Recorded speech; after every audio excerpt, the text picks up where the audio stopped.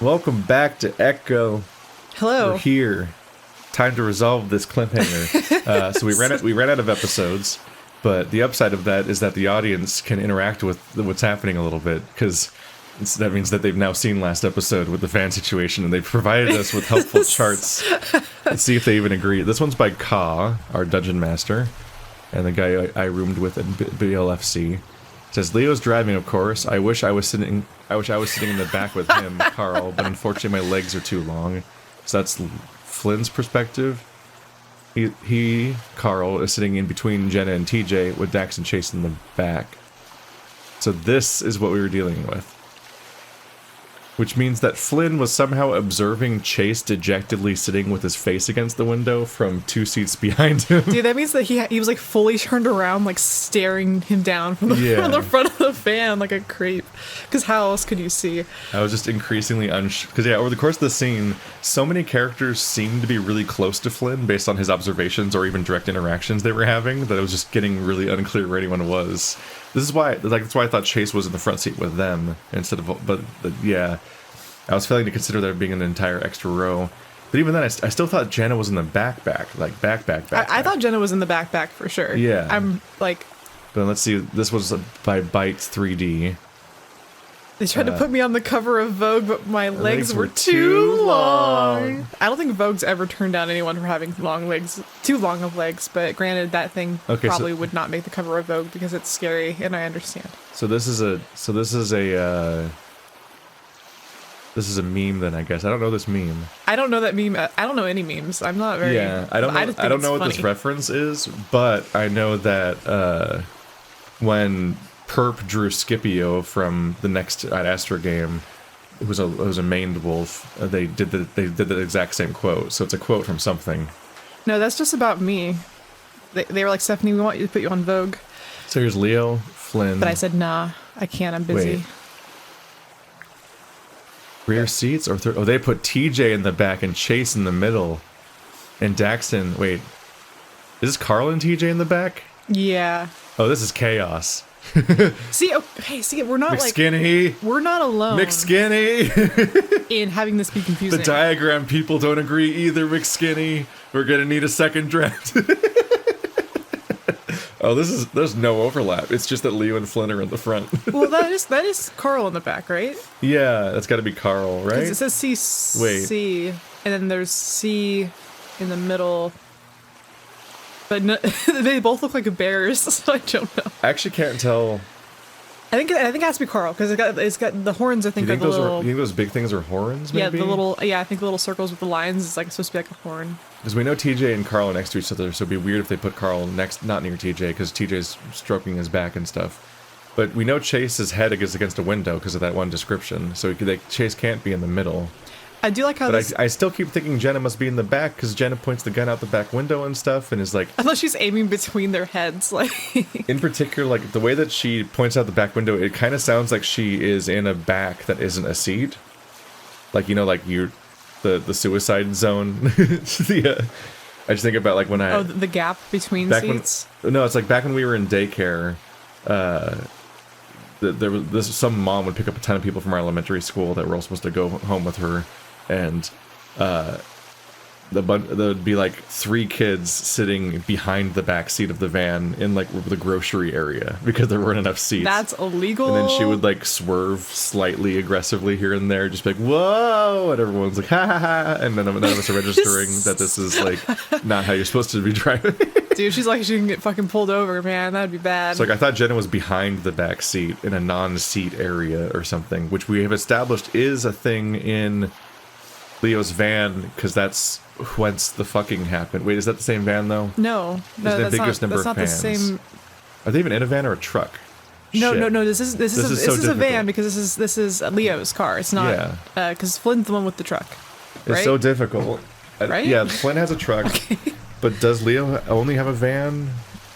Leo has a van in the flashbacks, which may or may not be the same van that ran over Samuel, but we're not entirely sure if that's just like a flashback that's like comparing the two visuals, or if it's literally like, this is the history of this exact vehicle kind of possession ghost stuff. I don't know. Anyway, the point is we're still confused and lost, and if the voice of God could come in and help us out here, that'd be dandy. I am the voice of God, and I say no. I have better things to do. But also, in the last month since we recorded the last bit, like, I could just ask McSkinny, and I didn't. Yeah, what the fuck, Keith? He's literally in my DMs. I could just ask. Do your due diligence. It's your job. Hang on a minute. I'll do it in real time. Do it right now. Do it right now. Fuck, don't talk about the controller's gone. He dropped his controller. Okay, I have messaged McSkinny. McSkinny, help. No one agrees. And so he's going to definitely get back to us in real time because this is a live show. And, oh, the phone icon popped up. We'll see if he clarifies. This is fascinating. This is... Everyone loves it when I stretch out the cliffhanger even more. And... I mean, that is, and continue to not read the fucking book. Ugh. The cable's fucked up. Bad audio. I'm professional. Very professional. Listen, existing in physical space in a room that you sleep and work in makes it difficult to... Dude, just existing in physical space in general, period. It's not a microphone-friendly setup. It's a bad. I need, like, a separate room just for this job, especially this part of it. Dude, and he's got, like, everything's on this desk and it wobbles every time you put weight on one side. It's very scary. Yeah, I need to get a screwdriver down there and fix them all. I just need to find the right size one again, and the fact that it gets this way again relatively fast after I fix it just demoralizes me into dealing with it each time. It doesn't seem to get worse past this point, but I can tighten it to make it stop wobbling like this. But I also, this is a hand-me-down desk in that my housemate at Marty's place just moved out and I took it. And so putting more work into it seems kind of dumb when I could just get a new desk, but then I should probably move before I get a new desk. And so that's the state of all of the things that are bad in my life. They're all explained by that thought process. That's the only thing bad in Keith's life. Yeah, so anyway, back to this. There was a weird cut for a moment because I accidentally flashed porn on the screen. Which was very funny. I had Horror Buns' gallery open, and when I tabbed to get back to these charts, it went to that one instead. I'm like, oh! And so we're going to have to edit that out. It's like the Rescuers Down Under. The lake. I watch as water begins to pool in through the broken window, the jagged glass getting carried in with the flow. The van is already halfway submerged. We crashed in the fucking lake. How can that be? We were nowhere near it.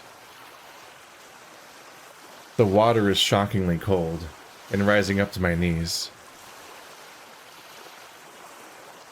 TJ yelps something incomprehensible. I see Leo thrashing with his seatbelt, trying to get unbuckled as the car battery shorts out and the cabin lights go dark. Carl! The hyperventilating ram splashes about behind. I can't open my door. I can hear the sound of door handles being yanked. I grab my own. I just remembered. I grab my own, press the unlock button, and push outward. But the pressure of the water's too much. It doesn't budge. God damn it. I forgot that it were Flint. I try to wrangle my rifle up to butt the glass, but my seat got pushed up too far. Up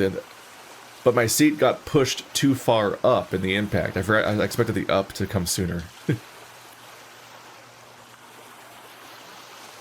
I can barely move with my chest pushed up against the dashboard. Straining to wiggle free, I end up scraping my head along the roof. Piece of shit. God damn my stupid lanky ass. Ooh, your stupid lanky ass. So, we already have a response from McSkinny, which is, that whole part is a mess, lol. You mentioned the Socket Man hillside pictures being sequenced backwards. I remember I swapped the two images around during the anniversary update because someone told me they were backwards then, but I think they were just fucking with me because now they are definitely backwards. I'd update it again if it didn't cost hundreds of dollars for Android ports for each build. It's Android's fault. It's all Android's fault because you can play these games on your phone if you go to itch.io on your phone. But like I think it's free. Well, that doesn't answer update Renpy. It doesn't answer the question about who's sitting where, though. No, but he just says the whole thing's a mess. So I guess maybe he doesn't know. Dude, it's like one of those instances where a creator makes something and they didn't expect anyone to ask a very specific question, and they're like, well, I literally never thought about that because I never thought anyone would ask this, and now I'm like, it's like, he's probably asked about it before. I just think he means that like this entire sequence of the visual novel is implemented weirdly and full of mistakes, like even in the way it's coded and so on, and it's just like increasingly incoherent what's happening seating wise, on top of the part where it is flashing back to the previous route and reusing a scene from it on purpose, but also making changes, but also not making. It's just confusing. And it's made more confusing by genuine mistakes, it sounds like. You know, the creative process is difficult. Yeah, there's multiple people involved and money. It's not anyone's fault that people are like so engrossed as to nitpick it as we do. So, but maybe now we know why they haven't fixed all those typos in Leo's route, is because it costs some money to put another update out. Dude, it's like submitting a final paper and being like, fuck, there was one word wrong. Well, I'm not gonna go fix it. God damn my stupid lanky ass. Carl, use your head. I don't know what to do, dude. The horns, do the ram thing. Use your superpower. Do the ram thing. I need to see Pokemon fan art of Daxton as the trainer and Carl as the Pokemon. And he's like, Carl's like, I don't know, man. I don't know what to do. Carl, just like do the thing or whatever. I mean, Venusaur. do whatever you feel like, man. Do you feel like, man? I realize what Daxton's trying to say. Fucking species features. Go, Carl. Or go, Carl. Go, Carl. Horn bash. Carl uses horn. Okay. There's a shuffling movement, followed by a hard slam. Glass shatters, and more water comes rushing in. Glass is famously elementally weak to battering rams. Yeah, glass types fail against Carl types. The glass whites out. Carl gains 65 experience. That's the wrong sound. It's close enough. That's like the. Wait, that's not the Pokemon Center. I don't. Is that a Pokemon Center? Fuck it. I haven't played a Pokemon game since Silver. Besides watching Stephanie play Sword. There's a flurry of movement out my window as first Jenna, then Carl, then TJ go through the window. Soon the water's up to my nostrils, which is an ambiguous way of measuring height because we don't know his pose. And my blood goes cold. It was always that way. I am a lizard. I remember my uncle telling me something after we watched a movie with a scene like this. Until the pressure is equalized, you can't open the door. It doesn't stop me from wrenching up the handle regardless. That's interesting. Isn't there that works out that way? So you have to wait for the entire car to fill up and then you can like open the door and it suddenly works? I have for Christmas a couple years ago, my dad got me this really nice knife, and it has a seatbelt cutter and also has a glass breaker, but it's hella illegal. I'm not supposed to have it, but I'm like, dude, like, why am I not supposed to have it? It could save my life. You heard her, the police. I also have I guess you're not supposed to have it because it's good at breaking glass, and that inevitably will be mostly used for breaking into glass, I guess. But we really selectively ban things in this country. Not to get all gun control on you, but like we have weird priorities where like a series of like knives and stuff are illegal in this country, but things that are used for mass murder are not, because we have lobbies and bad priorities. Yeah, and I have a little. It's very comical what gets banned when you think about what doesn't. I have a keychain Koga too, and that's legal. Like it's only illegal if you use it as a weapon, but it's like that's what it's for, you know. And then I mean, you could just be like, oh, I thought it was a cute keychain. Like, yeah, sure. I like those little cat ones. I'm just very spiritual. They have the pointed this is ears. My spiritual keychain weapon. They have the little like the knuckles, but it's a cat. So you put your fingers in the cat eyes, and then the pointy ears are what you stab people with. Oh, and so you can tell people. You got a brass knuckle shiv ooh cutie thing. Well, you'd be like, oh, it's a keychain. Wink to like if a cop's like, oh, you can't have that. It's like, what? It's a fucking cat keychain. What are you getting on me about? Don't fuck with Stephanie. She's hardcore. Dude, I have a knife under my bed. Like, don't. I brought a knife onto every one of the dates I've like ever been on. then one time I had that really big one, and I was just like, hey, I was wearing a little cute little short skirt, and I'm like, I want you to guess where you think that knife is. Oh my god. The guy's like, you have a knife on you? And I'm like, yeah, you want to guess where it is? That's a dangerous question to guess. I wasn't gonna go on a second date with that guy, so it's fine. I just was scaring him.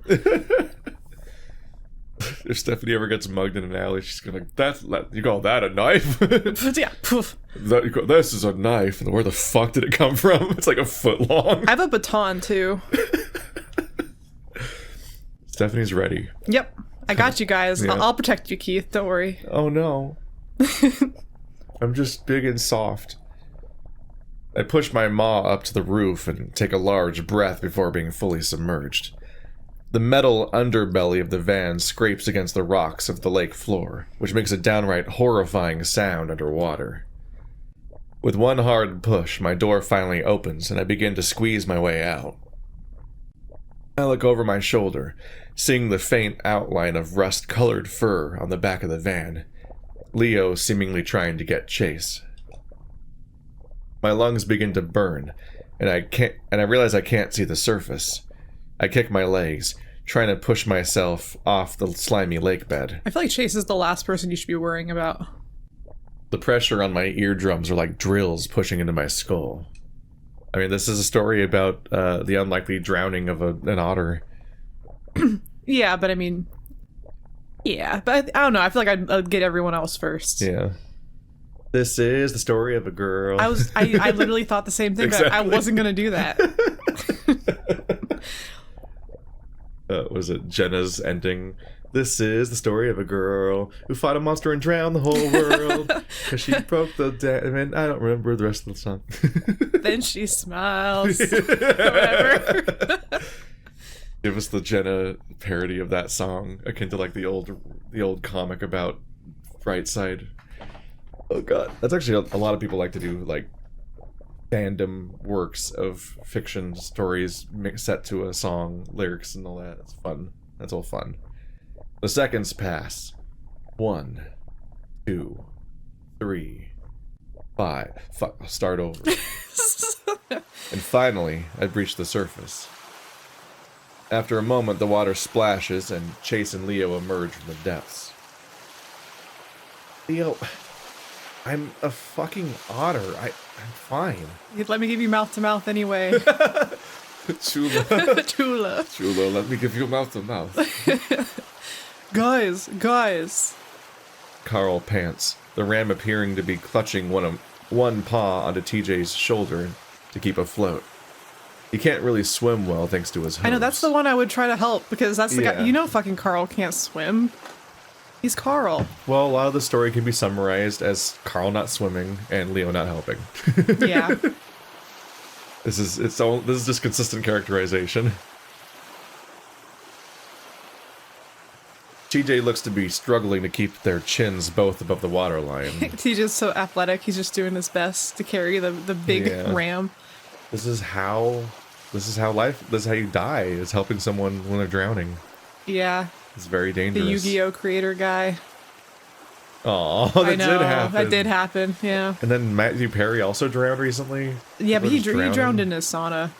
Oh. He was drunk. Oh, well. And the same thing with the girl from the Cranberries.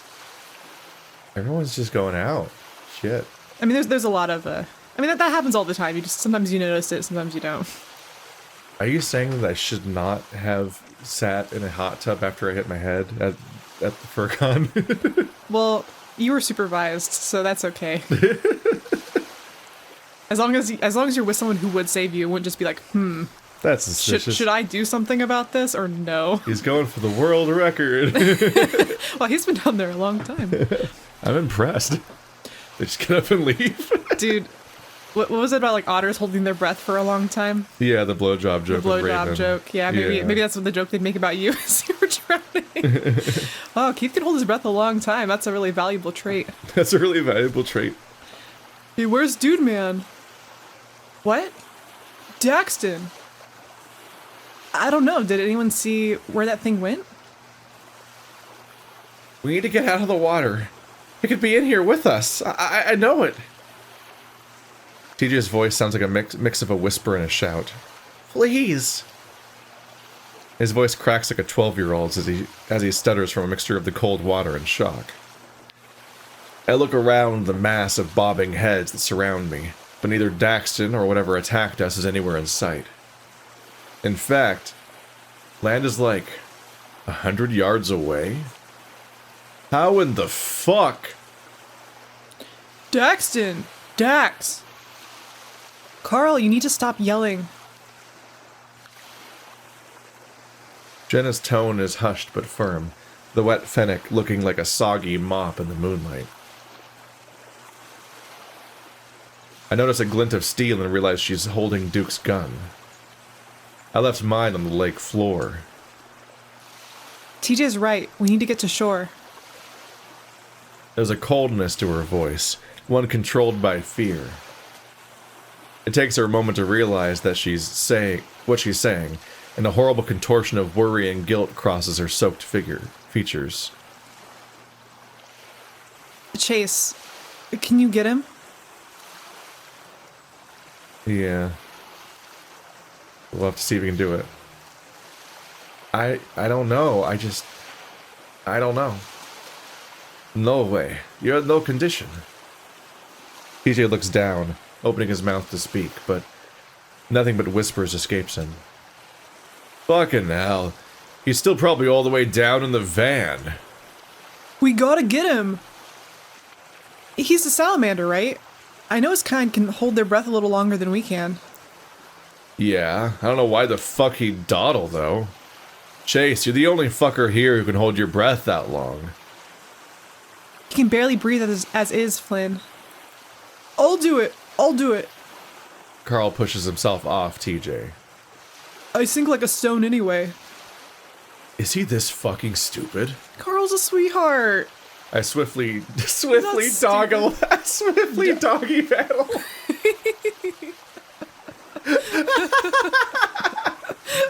I elegantly doggy paddle. As a swimming connoisseur.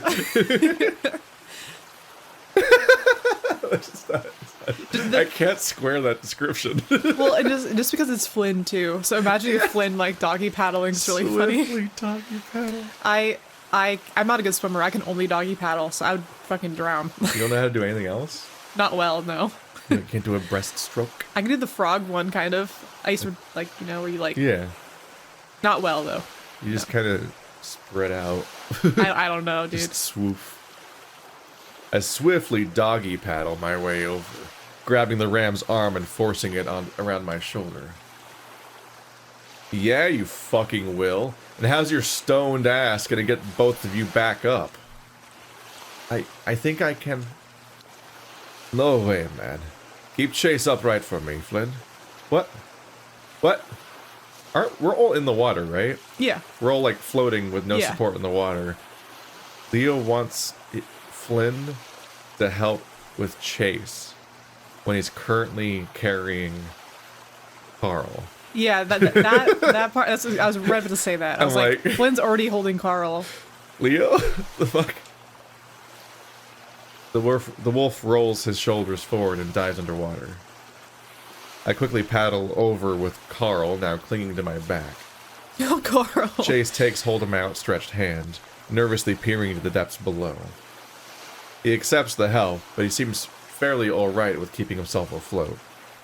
What about just every other character here? Why Flynn? We float there in silence.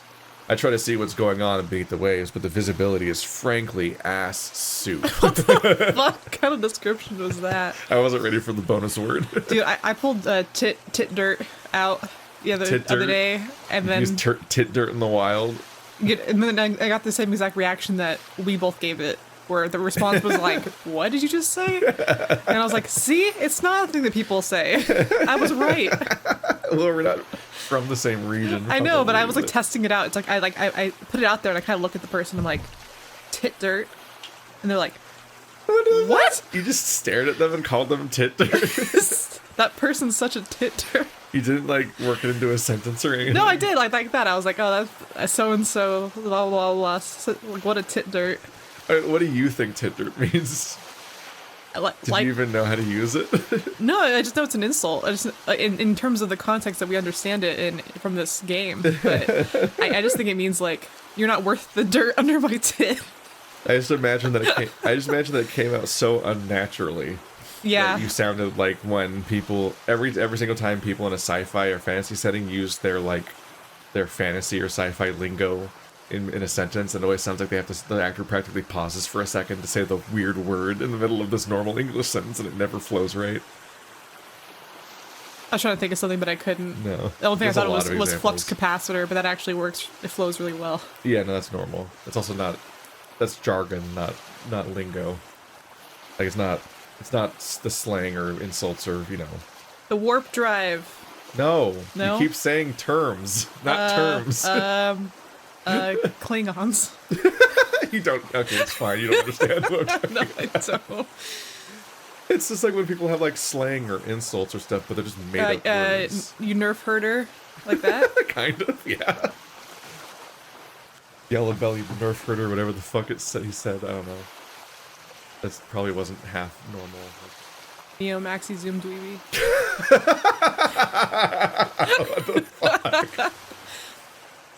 That's not sci-fi. That's one of my favorite insults ever. It's just bizarre. Fucking Neo Maxi Zoom Dweeby. That's from Breakfast Club. Leo's never been a stellar swimmer. Fuck, Chase wasn't even that good either, beyond not needing to come up for air for a long time. Damn, I thought Chase was okay at swimming. He was in his element and whatnot. Better than me, at least. When the water gets cold, I start shutting down, I guess. Yeah, because It's a good lizard. thing someone's life depends on me right now. My muscles are already starting to feel rubbery, and the urge for heat is strong. It's the worst in my feet, where the water's deepest and the moonlight can't reach. I don't know if the moonlight's gonna help much. Fortunately, Carl and Chase are warm, the two clinging to me in silence. I can feel the ram's whiskered chin on the back of my neck, and Chase's shuddered breathing on my shoulder. Or at any other time, it might actually be comforting. But right now, I just hate the waiting. I hate not being able to do anything but tread water.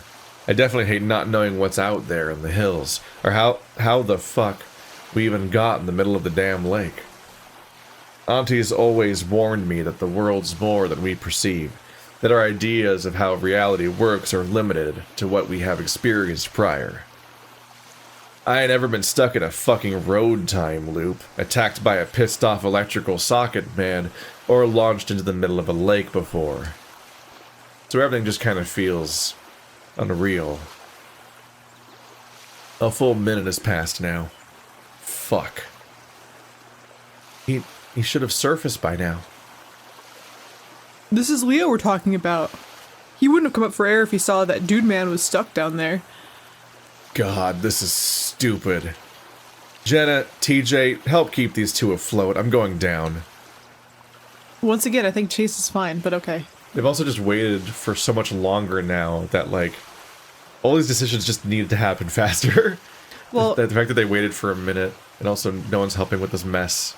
Maybe you can like, you send, so Leo went down, maybe one person can kind of stay, just in case Leo needs help, and the rest of everybody just goes to shore. Like, you guys should all be moving in one direction. Yeah. You're wasting your energy treading water. The Fennec gives me a solemn-looking nod. She begins to swim over to me, when what seems like a geyser of water splashes in front of us, followed by strained gasps for air.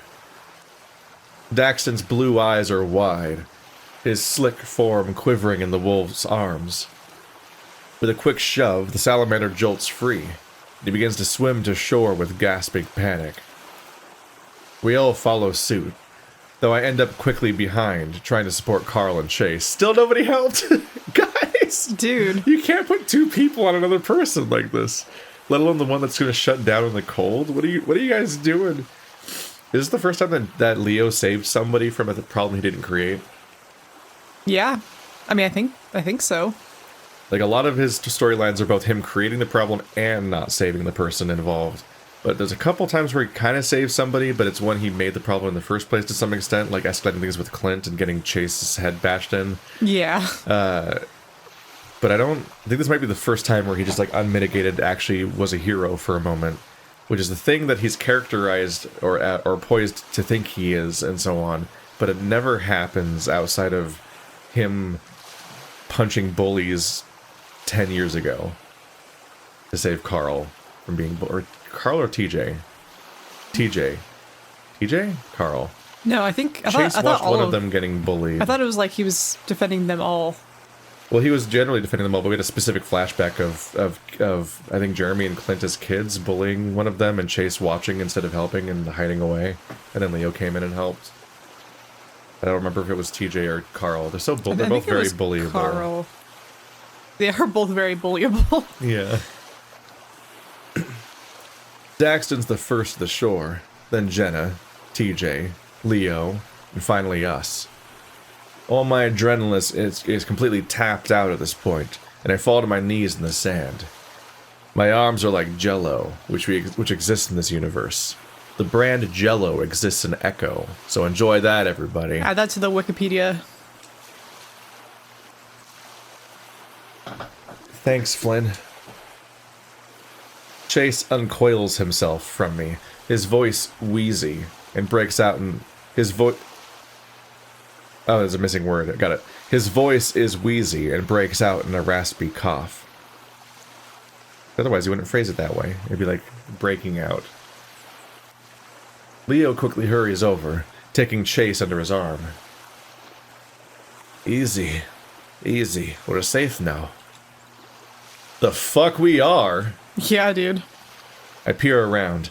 Even with my eyes having adjusted to the dark, I'm still having a hell of a time seeing beyond 20 yards or so.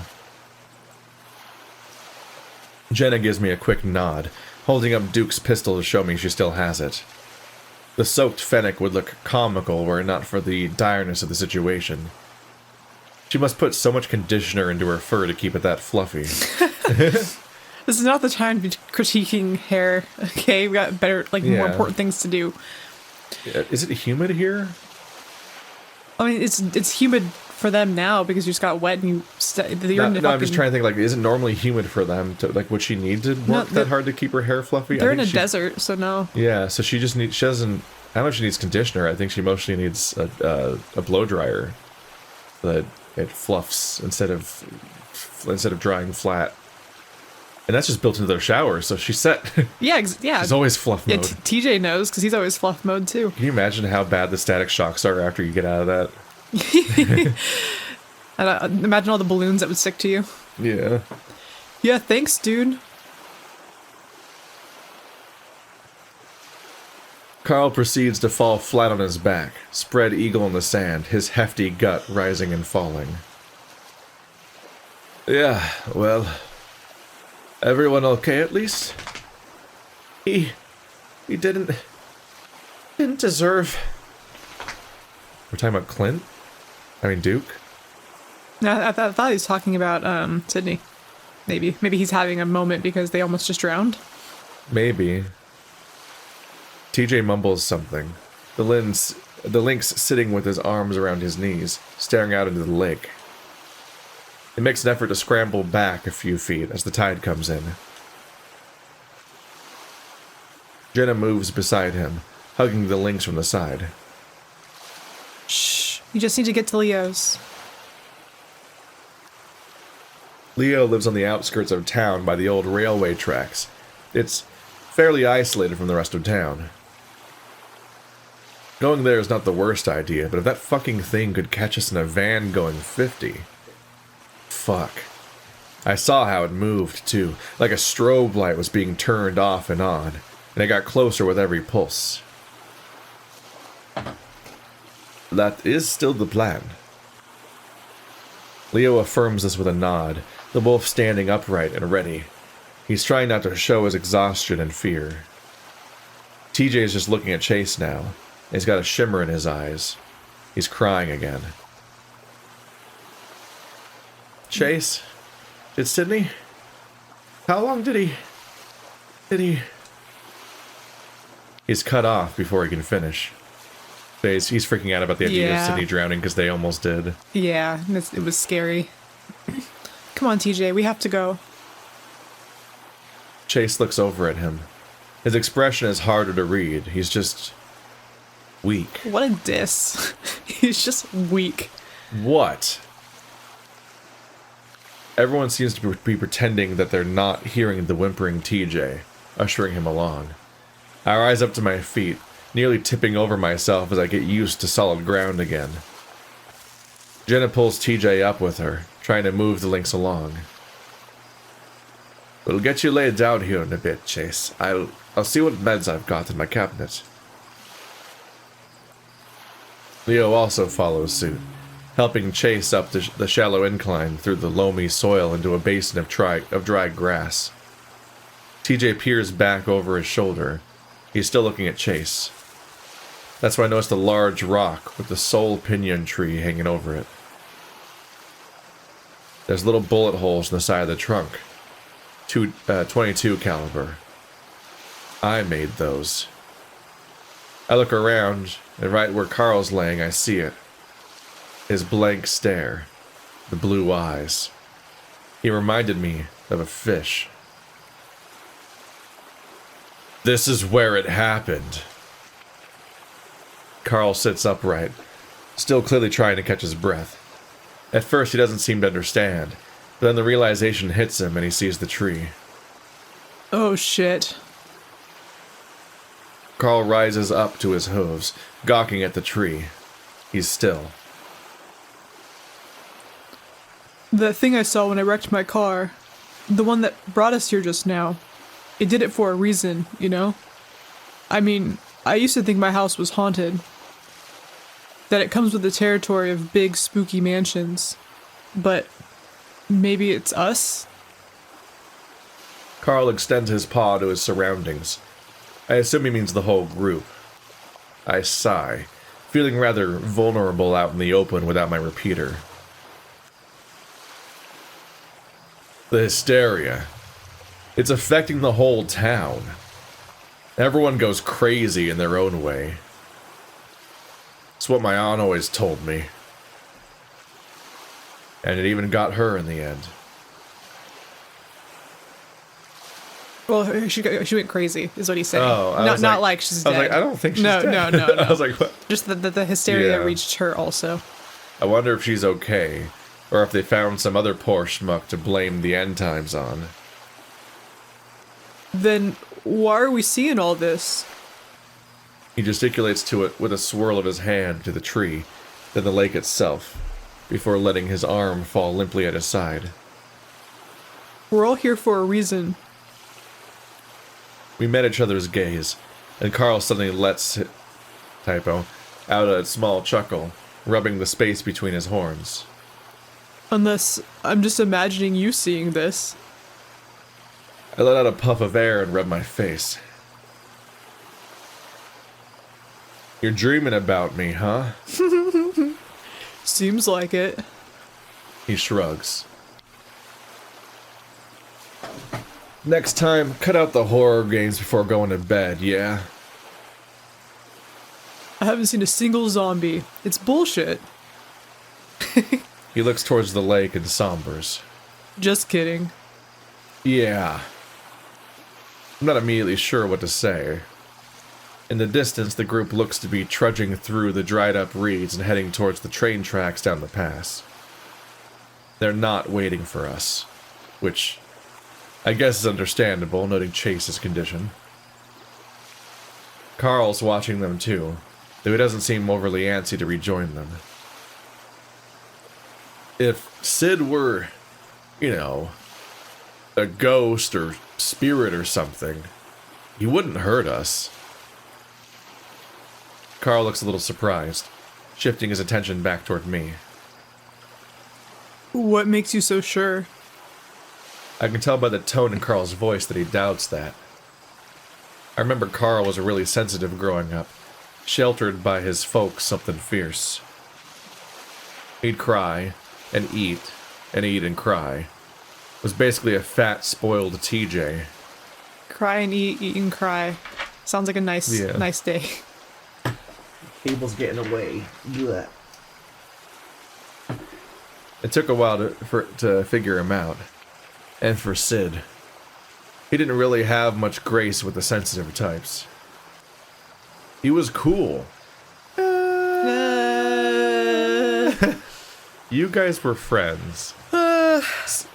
Sydney definitely fucked with several people. So it's not necessarily... If he was already bullying some people in the group, and then also then becomes a scared, terrified, hurt ghost child from being murdered, he might be somewhat inclined to be unkind. I mean, it makes sense that Flynn and Sydney got along because I feel like Flynn's the most likely to understand Sydney because Flynn is also really rough around the edges in terms of not being great about his interactions with people. So I'm sure he has a certain kind of sympathy for a person like Sydney who is unable to like be empathetic at all. Like there is a kinship between them and their ability to almost accidentally constantly bully people. Although Sydney seems more spiteful. Like he almost seemed like he did it on purpose. Flynn, I feel a little bit bad for sometimes. Yeah. Sydney, so far, I've just felt like was an asshole the entire time. Yeah, because he had a bad home life and situation, and it's also somewhat ambiguous how much it was him and how much it was Samuel at times. Like he definitely would just fuck with people like TJ and Carl, but also there's that scene with Chase where Chase fights back, and Sydney gets really passive. Like, he can't handle any kind of bullying coming at him. It's like Chase was shoving him down to the ground over and over again, over how he treated, I think, TJ. And Sydney was just completely silent and not looking at him and not reacting and just getting up and walking away. And it's a very different reaction. Yeah. I don't know. I have some sympathy, but I don't make excuses for people like that. Kids are fucked up. Having been fucked is no excuse for being fucked up, says Kimmy Dawson. And it's true. I remember being kids. I was a bully for sure. Being kids sucks. I was not a bully at all. I was a bully when I was little, and then I learned my place a little bit, and I think it really sometimes it really helps for somebody to like to confront you on it, and then you just kind of like, oh, yeah. I don't know. That's why I'm not saying go bully people, but you shouldn't let people get away with certain things. Yeah. Sometimes you do need like a slap on the wrist to make you a better person. I know you two never got along, but he had things rough at home. He loved hanging out with the group and all. Hell, he thought TJ was cool. What? No way. Well, he never said as much plain like. He just wanted to be him, I guess. Because TJ had a good home life. Oh. Oh. To believe God was real and had a plan. To be good without trying so hard. To have folks who gave a shit about him. Sometimes I wish I believed God was real. Sometimes it seems nice. I just can't. Dude, those last 6 months. I think back to Chase's words. I know. He wasn't himself. Not really. After a long pause, he shrugs. If you say so, I believe it. I was different then too, I guess. I was just a child, and now I'm a man-child. I'm a giant baby.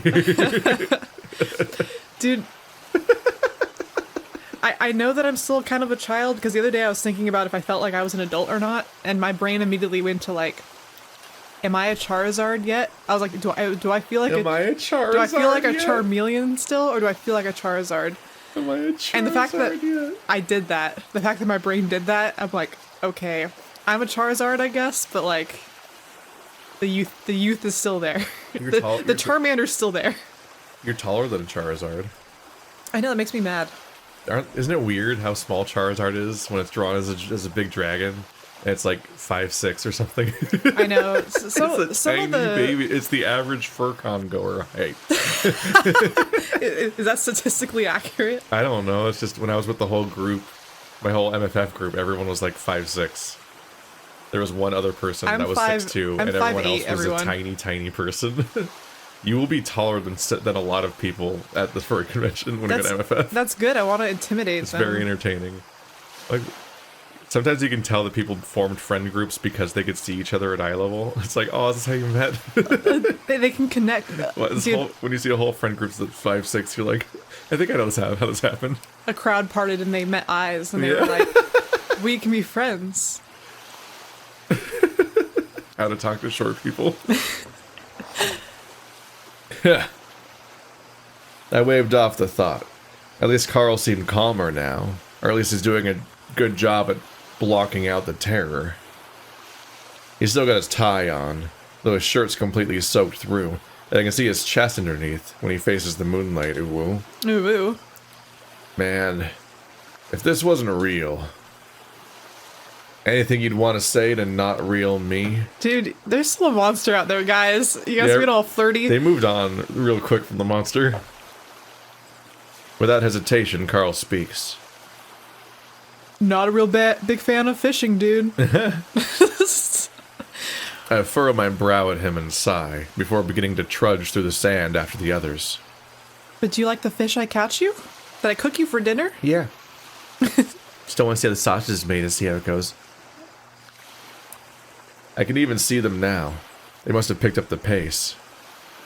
Dude. I stop. His voice is softer, apologetic. But I like when you take me out, even if it seems like I'm whining the whole time. Huh. There's no seems like about it. You do whine the whole time. A brief, sad smile crosses his thick muzzle. Daxton, you're ruining it! Daxton, get out! Get out! Daxton. I was vibing with this. Daxton jump scare. He just pops up. You guys are still here? The salamander peers at us Daxton. weirdly. Carl and I exchange glances, then nod. They were gonna kiss. Good, that's good. I lost the group. I don't know where Leo's house is, and they kept walking faster, and then they just... How the fuck? No one cares about Daxton. Leo saved him just so that he could get the group to move on. He doesn't care, so immediately they just lose him. But also isn't this like a flat plane? Like, can't you see them even in the far distance, Daxton? Like, how much slower than them were you walking? Because it's not like there's houses or buildings to obstruct your view. I think there's brush and stuff and trees and things. Yeah, but like you can't look at. And it's dark. It's dark and they don't have lights.